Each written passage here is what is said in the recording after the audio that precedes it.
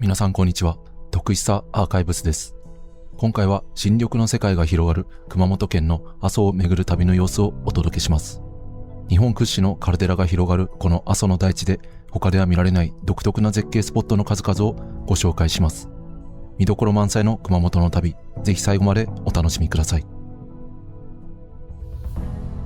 熊本県は九州のほぼ中央に位置する人口167万人の県です。西は穏やかな有明海や天草の海に面し、東は世界最大級のカルデラを持つ阿蘇山がそびえるなど、豊かな自然と雄大な地形に恵まれています。前回の熊本の動画では、群青色の絶景が広がる天草諸島の旅の様子をお届けしました。そちらもぜひ合わせてご覧ください。また、自分は熊本県を訪れるのは8年ぶりで、今回が2回目になります。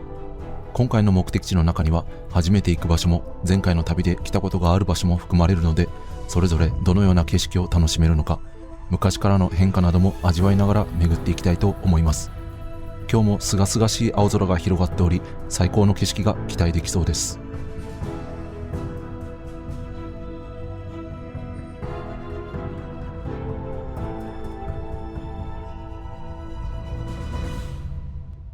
今回の旅のルートです。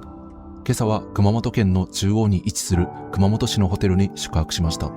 その熊本市を出発し、東におよそ1時間ほど車を走らせた先にある白川水源が今日最初の目的地です。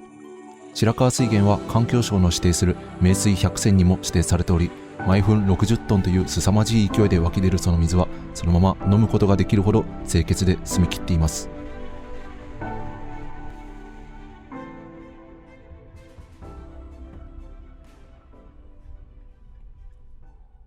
白川水源に行く前に、道中でたまたま見つけた寄り道スポットに立ち寄りました。ここは熊本の中心を走る南阿蘇鉄道が通る第一白川橋梁を一望できるビューポイントとして知られており、タイミングが合えば橋の上を通っていくトロッコ列車を見ることができるそうです。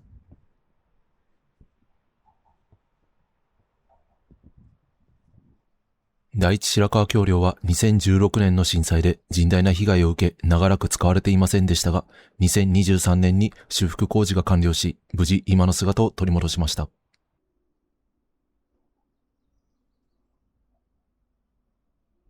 Google マップで時刻表を見たところ、どうやら列車は通り過ぎたばかりのようで、この橋の先にある駅、高森駅を目指しているところでした。次の列車を見るにはここで30分以上待つ必要がありそうなので、名残惜しいですがこの場は後にします。熊本市街地から阿蘇方面に向かう際には列車の時刻表を気にしつつここに立ち寄ってみるのもおすすめです。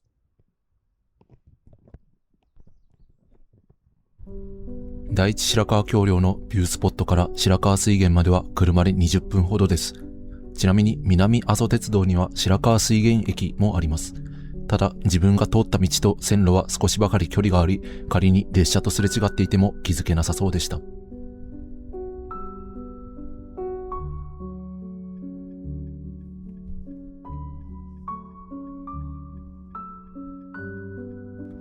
白川水源に着きました。白川水源は白川吉見神社という神社の敷地内にあり、この道路沿いの鳥居をくぐって中に入っていきます。ここで湧き出る豊かな水は昔からこの地域の農業や暮らしを支える命そのものでした。そのため水への感謝と畏敬の念を込めて湧き水が出ているすぐ横に水の神様を祀る神社が建てられたという歴史があるそうです。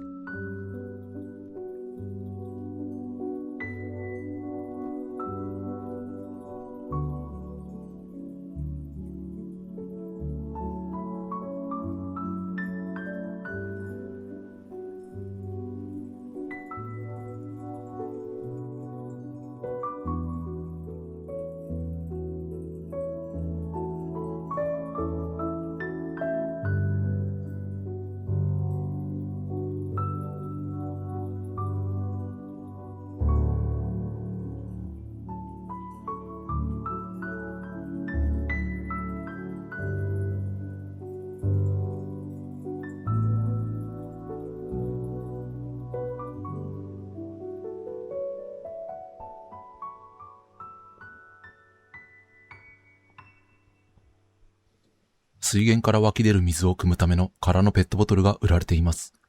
ペットボトルの容量に対する値段はコンビニで買うような飲み物とあまり差はなさそうです。自分は一番大きい2リットルのペットボトルを買いました。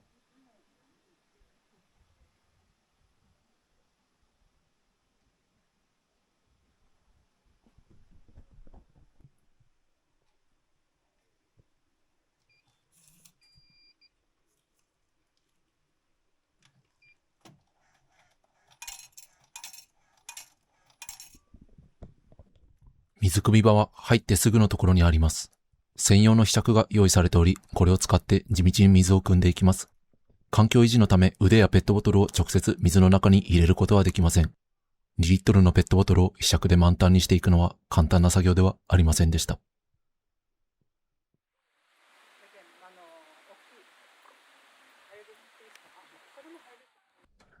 2リットル分の水を汲み終えた後は、その湧き水の源泉を見に行きます。荷物がだいぶ重くなったような気がします。白川水源の水温は年間を通して14度に保たれているそうで、たとえ真夏に訪れてもひんやりと冷たい水を味わうことができます。阿蘇のカルデラに降った雨や雪が何十年もの歳月をかけて地層でろ過されることで、人の飲める水となってこの地に湧き出ているそうです。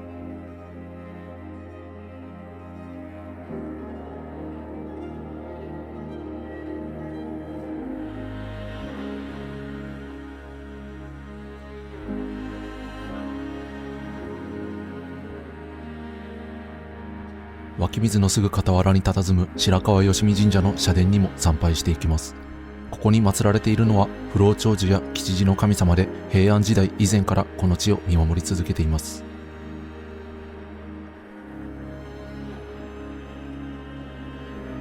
敷地内を歩いている間にも何度か水を飲んだので、ここを去る前にもう一度水汲み場に立ち寄り、ペットボトルを満タンにしてから出発します。2リットルのペットボトルを買って正解だったと思える瞬間です。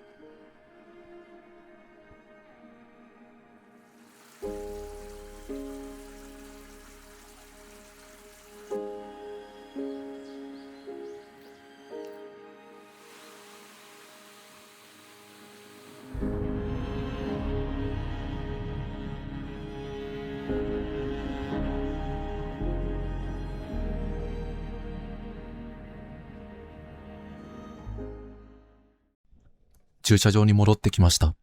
汲んできた水はこの後の飲料水として活用します。結局このペットボトルの水はこの日のうちに全部飲んだので、この日自分は2リットル以上の湧き水を飲んだことになりました。白川水源を出発し、さらに阿蘇の奥地にある上式三熊野今須神社を目指します。まるで異世界のような苔むした石灯籠が立ち並ぶ参道のその圧倒的な神秘性が SNS を中心に話題となり、近年一気に知名度が上がりました。こ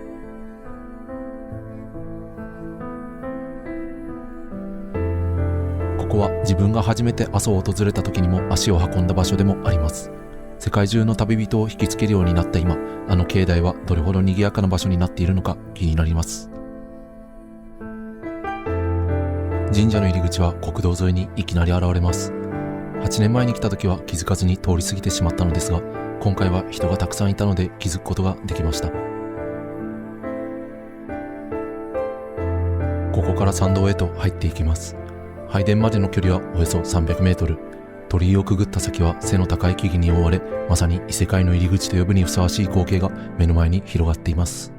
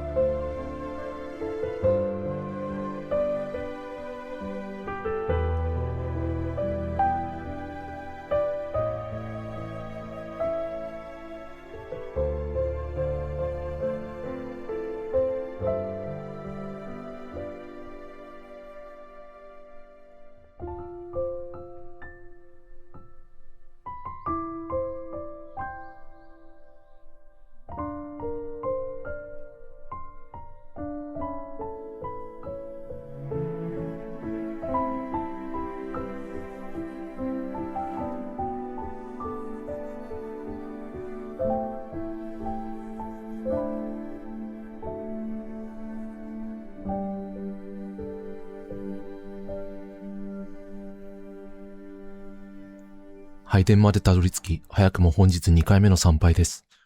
この神社には、三柱の神という3つの神様が祀られているそうですが、そのうちの一つのイザナミの御事は、縁結びや夫婦円満のご利益があるとされています。どうか良き旅のご縁に巡り合えるようしっかり拝んでいきます。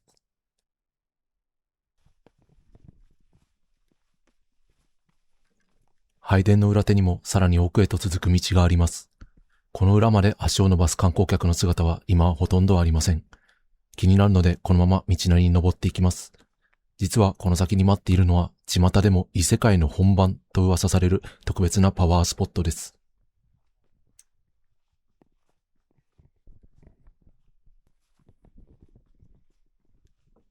坂を登り切った先に見えてきたのは巨大な岩を貫く大きな穴。縦横およそ10メートル以上に及ぶこの風穴はウゲト岩と呼ばれ、かつての時代に鬼が蹴破って生まれたというユニークな伝説があります。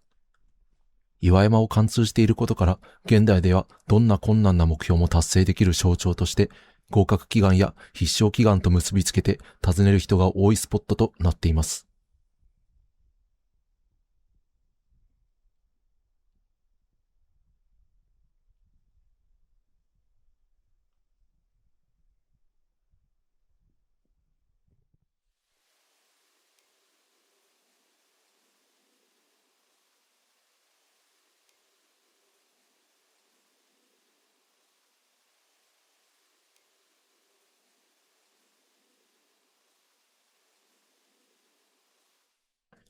参拝を終え、緑に包まれた参道を下っていきます。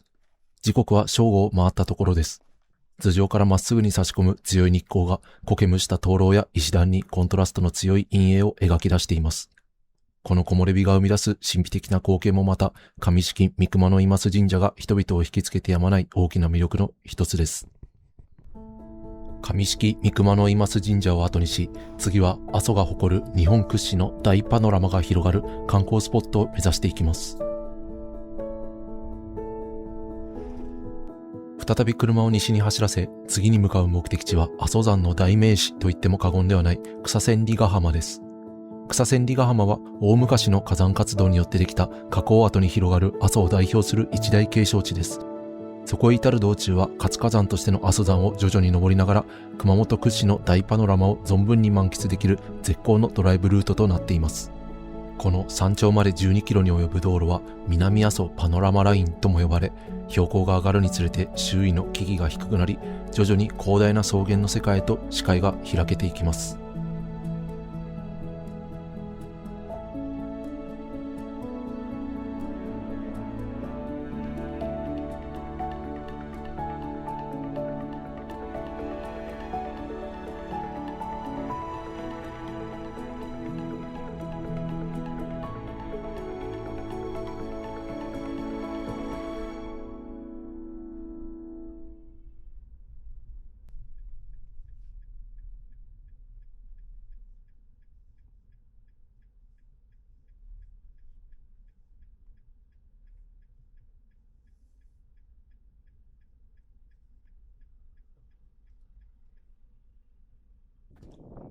ここは南阿蘇パノラマライン展望所です。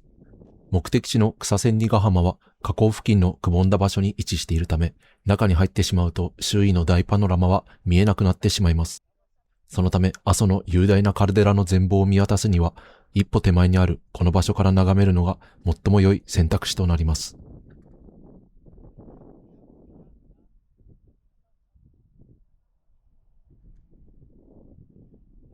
草千里ヶ浜はこのさらに奥に位置しています。ここから先こそがこの南阿蘇パノラマラインの真骨頂です。標高が高まるにつれダイナミックに変化していく圧倒的な景色をぜひお楽しみください。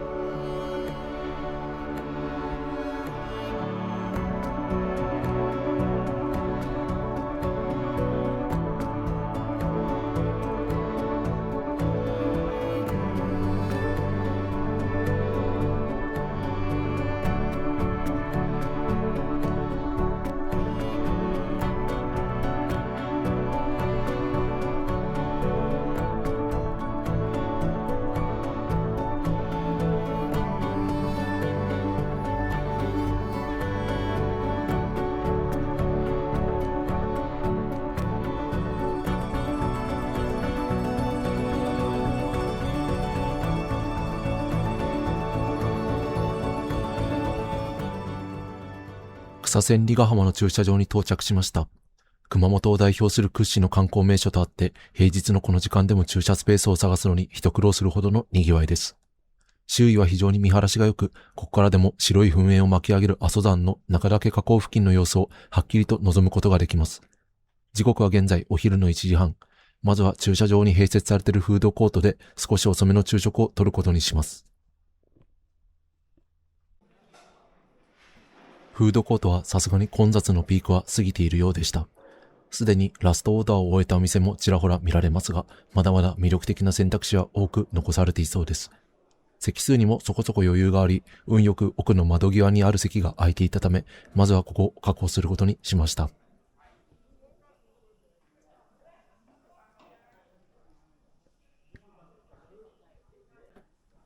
だご汁定食を注文しました。だごとは熊本の方言で団子のことを指し、中に入っているうどんのようなものがそれにあたります。一緒についているのが阿蘇の郷土料理の高菜飯です。背景の見事な絶景もおかずに添えてお昼をいただきます。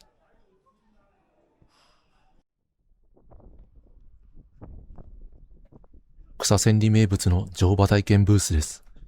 彼らは今こうして丁寧に整列していますが、営業時間を過ぎると放牧され、この広い草原を夜通し自由に駆け回っているそうです。いつかその光景も見てみたいです。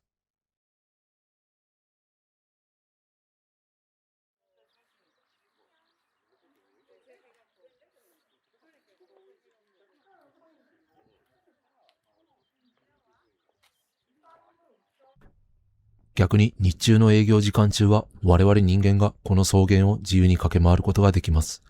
あの奥の丘に登れば奥の中岳の河口がよく見えるので、あそこまで行ってみようと思います。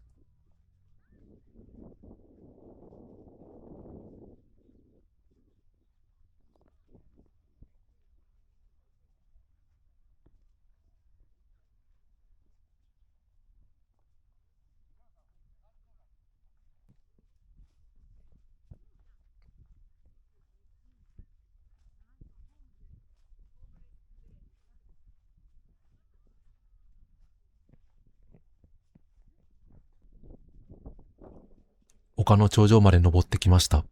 中岳の河口付近がよく見えます。本来であればあの河口付近まで車で行くこともできるのですが、この日は立ち入り不可となっていました。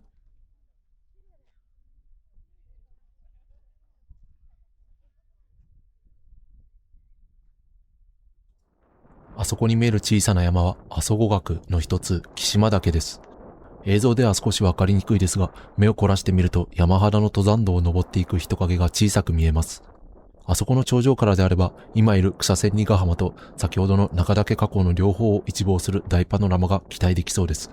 果たして今から登ることができるのか、一度駐車場に戻って情報を集めてみることにします。調べたところ、まさにこの駐車場の裏手から伸びている遊歩道がそのまま木島岳の登山道へとつながっており、ここから登頂できることが分かりました。これほど恵まれた青空の下、あの絶景が待つ頂上を目指さない理由はありません。白川水源で手に入れた2リットルの水を片手に登山道に足を踏み入れていきます。木島岳の標高は1326メートル。そもそもの草千里ヶ浜の標高が1100メートルなので、実際に登る距離は200メートルほどです。片道の所要時間は40分とされており、本格的な装備がなくても阿蘇の絶景を楽しめる難易度の低い登山エリアとして親しまれています。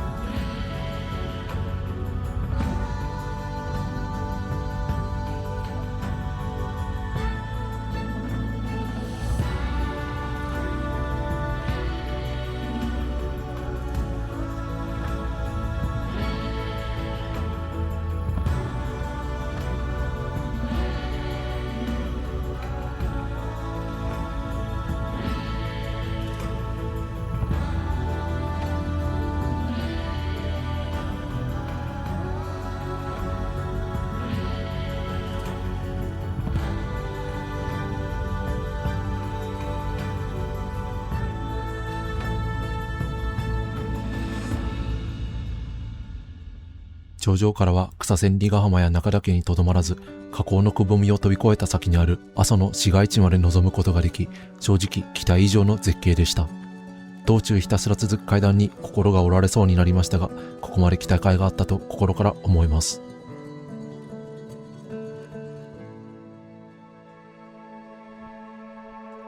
登ってきた道を遡り下山します。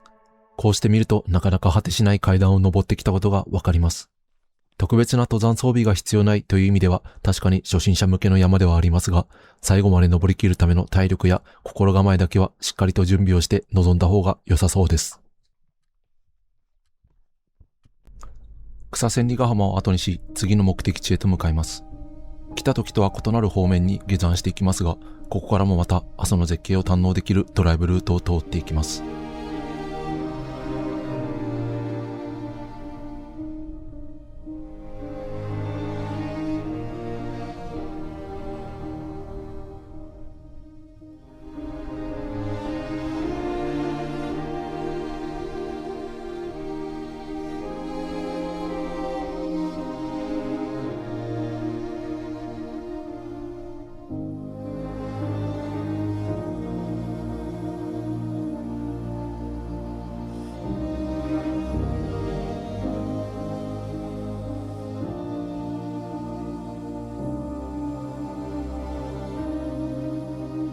草千里ヶ浜から車を北東へ走らせること約1時間。次の目的地は産山村の扇棚田です。扇棚田は阿蘇の外輪山に囲まれた標高820メートルの山あいにひっそりと佇む棚田で、その名の通り等高線に沿って美しい扇状に広がっているのが最大の特徴です。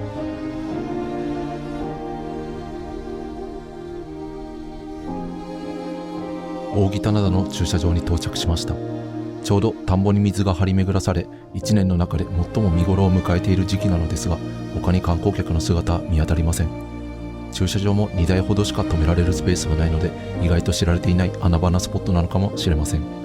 駐車場の奥にある階段から棚田を一望できる展望台へと上がっていきます。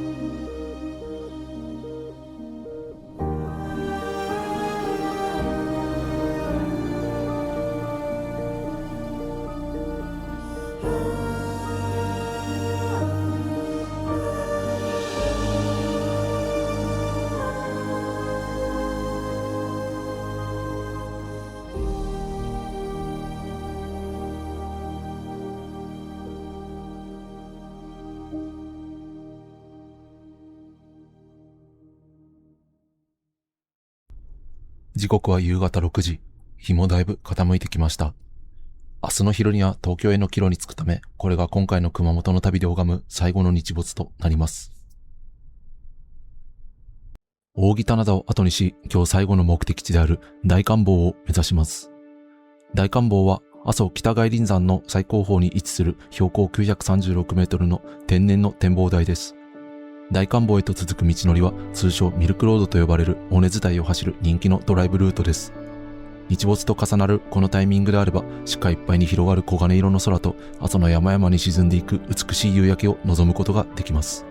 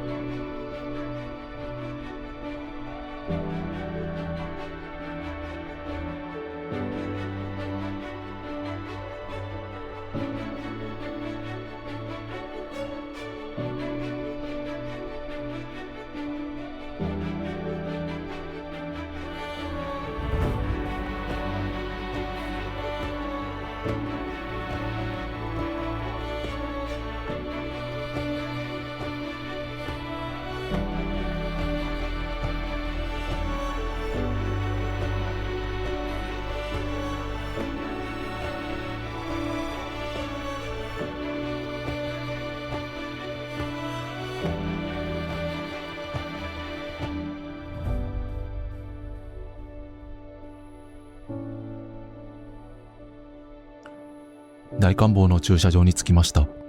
日中であればキッチンカーの出店などもあり、賑わいのある場所ですが、日没間際の今は落ち着いた空気が流れています。そして駐車場の奥からは阿蘇の市街地の大パノラマを見渡すことができます。かつて国家を望む市街地は全て水に沈んだ巨大なカルデラ湖でした。それが外輪山の一部が崩れたことで水が抜け、現在の肥沃な大地になったと言われています。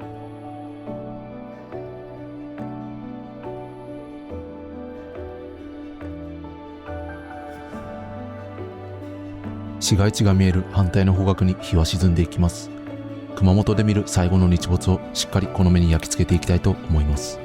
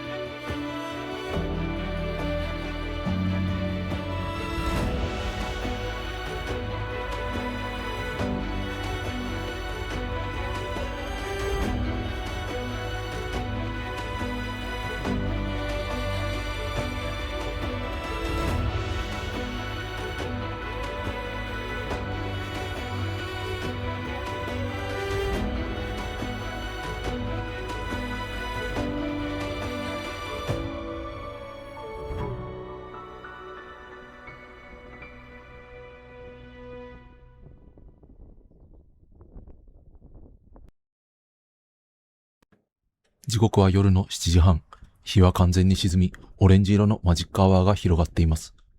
今晩は先ほど見渡した阿蘇の市街地にある宿に宿泊します。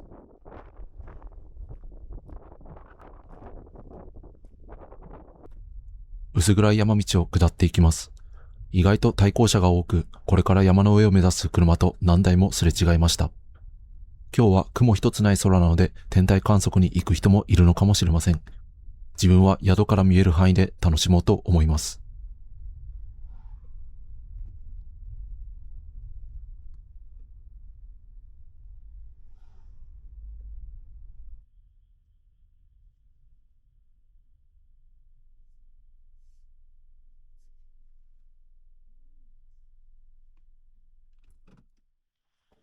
今晩泊まる宿、阿蘇白雲山荘に到着しました。ミルクロードの入り口近くに位置し、明るい時間には客室や大浴場からは阿蘇の雄大な景色を間近に堪能できるリゾートホテルです。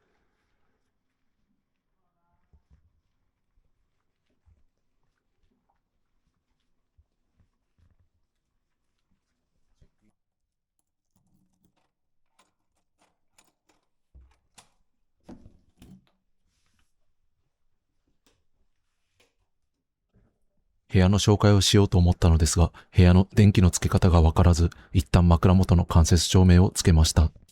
ちなみに夕食ですが、大観望で日没を見ていたら近隣の飲食店はすべてラストオーダーの時間を過ぎてしまいました。仕方ないので今晩は近くのコンビニでお弁当を買ってそれを部屋で食べました。明日の朝は朝食バイキングを予約しているので、それを心待ちにしたいと思います。おやすみなさい。おはようございます。熊本滞在最終日の朝を迎えました。今日も雲一つない青空が広がっており、結果的に今回の旅は最初から最後まで天候に恵まれました。我ながらなかなかの晴れ男です。待ちに待った朝食の時間です。待ちすぎて食堂のオープン時間とほぼ同時に押しかけてしまいました。そのおかげでまだ席についている人は少なく、窓際の景色のいい特等席を取ることができました。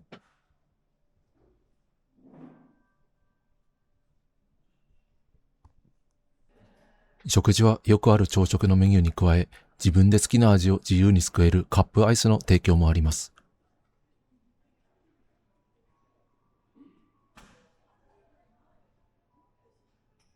ちなみにバイキングとビュッフェの違いは食べた量に対して支払う料金が変わるかというところにあるそうです。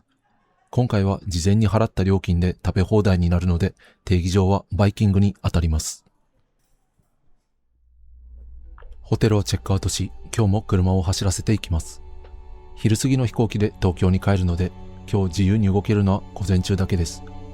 あまり多くの箇所は回れませんが、残された時間を有意義に使っていきたいと思います。まずはホテルの裏の道路から外輪山を登り、昨晩日没を見届けた大観峰を再び目指していきます。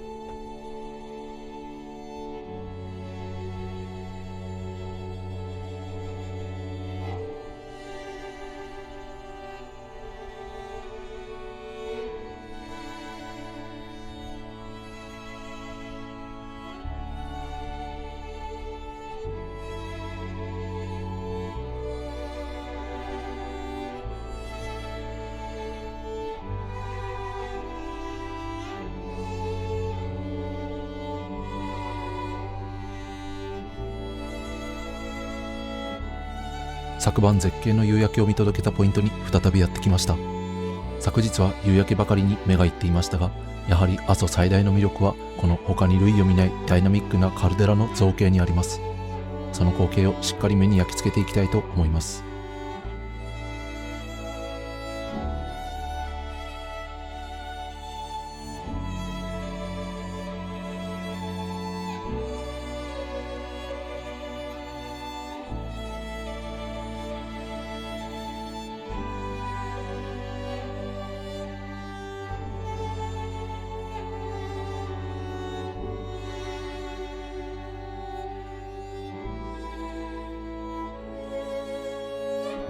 阿蘇のダイナミックな景色を拝んだ大観峰から北へ向かうこと1時間。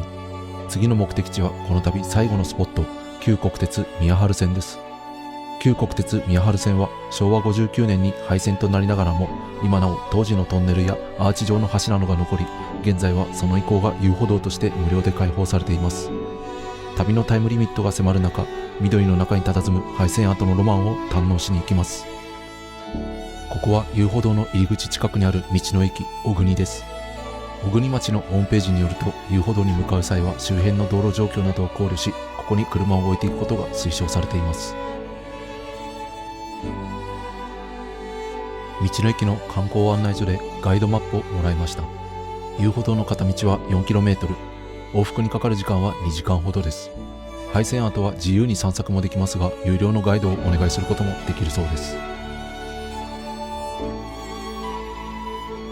入り口は住宅街の片隅にいきなり現れました。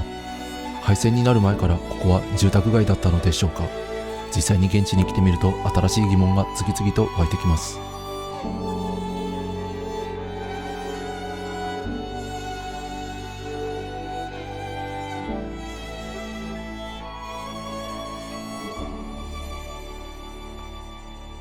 入り口からほどなく進むと、周囲を深い木々に囲まれた一本道へと入ってきました。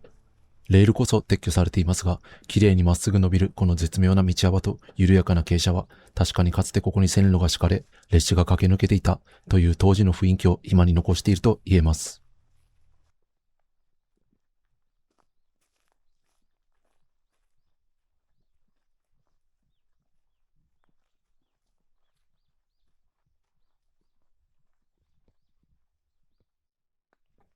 歩き始めて5分ほどすると、最初のトンネルである宮原トンネルが見えてきました。今回行くルートでは最初と最後に一つずつトンネルがあり、これがその一つ目に当たります。宮原トンネルの長さは240メートル。中はカーブがあるため出口の光が見えにくい構造になっています。トンネルの入り口には照明をつけられるスイッチがあり、これを押すことで誰でも自由に明かりを灯して進むことができる仕組みになっています。照明があるとはいえ、中はかなりの暗さです。トンネルの中からは照明を制御できないので、外にいる誰かが間違ってスイッチを押してしまったりしたら、自分は暗闇に放り込まれることになります。一応ヘッドライトは持ってきていますが、それが必要にならないことを願うばかりです。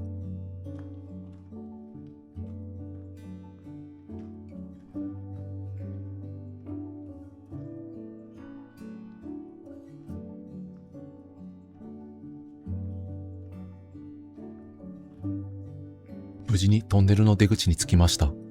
トンネルの中にも外にも他に人は誰もいないようです。ここにも照明のスイッチがあるので、用が終わったら消していきます。ただ、自分がこのトンネルに入ったすぐ後に他に誰か入ってきていたら、その人を暗闇に放り込んでしまうことになるので、叫ぶか何かして確認した方が良かったかもしれません。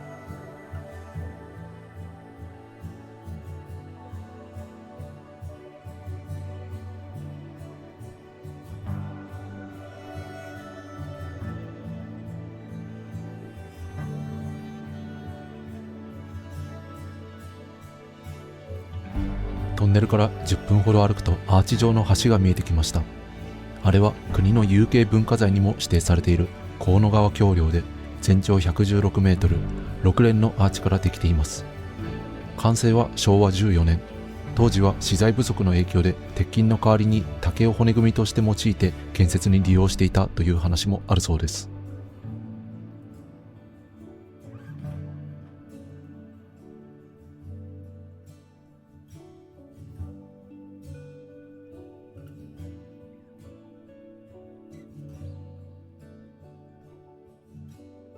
遊歩道のクライマックスに見えてきたこのトンネルが北里トンネルです。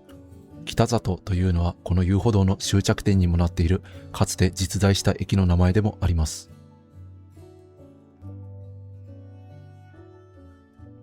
北里トンネルの全長は298メートル。さっき通った宮原トンネルが240メートルなので60メートルほど長い作りになっています。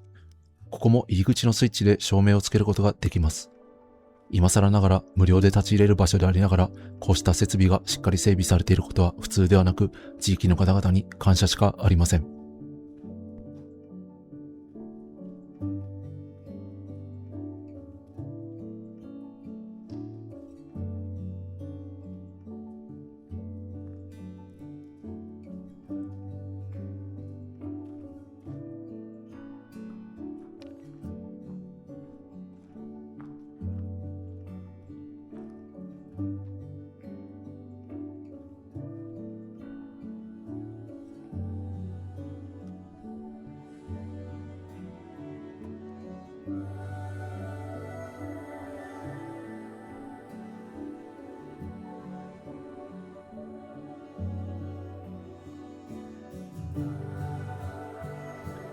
遊歩道の終わりが見えてきました。あそこに見える建物は北里柴三郎記念館です。ここ小国町は新紙幣の顔となった近代日本医学の父の生誕の地でもあります。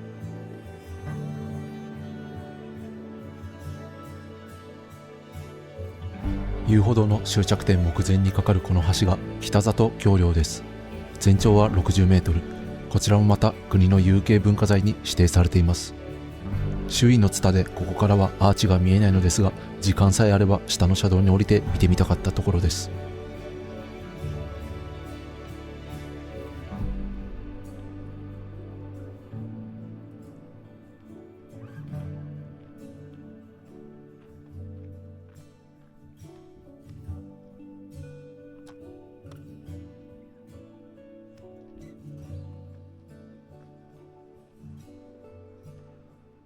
あそこに見えるこじんまりとしたホームの跡が北里駅、この遊歩道の終着点です。1984年の廃止以降はこのプラットフォームは公園として利用されています。かつて多くの人々を乗せた列車がここで終着を迎えたように、今回の旅も無事にここでゴールを迎えることができました。今回の熊本阿蘇の旅いかがでしたでしょうか。壮大なカルデラに広がる息を飲むような絶景から、厳かな神社、そして歴史を今に伝える廃線跡のノスタルジックな光景まで、多岐にわたる熊本の魅力をお届けできたのではないかと思います。今回の動画が皆様の熊本へ足を運ぶきっかけになれば幸いです。次回の旅の動画もぜひご期待ください。今回もご視聴いただきありがとうございました。